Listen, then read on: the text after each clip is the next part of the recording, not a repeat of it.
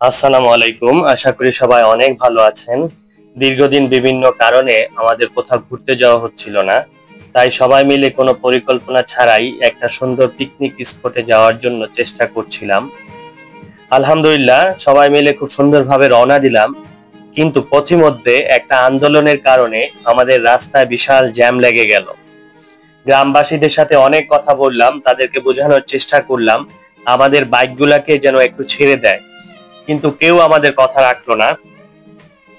বিশেষ করে তারা নিজেও জানে না কি কারণে আন্দোলন করছিল। বাংলাদেশের সবাই মনে হয় এক একজন আন্দোলনের স্টেক হোল্ডার। বিশেষ করে কাজের বুয়া থেকে শুরু করে রিক্সা চালক, সবাই এই আন্দোলনে জড়িত হতে চায়।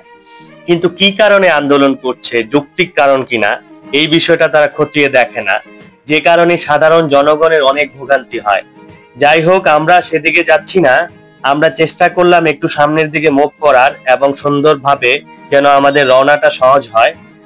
সবাই ভালো থাকুন, সুস্থ থাকুন, আমার চ্যানেলটাকে সাবস্ক্রাইব করুন। ধন্যবাদ।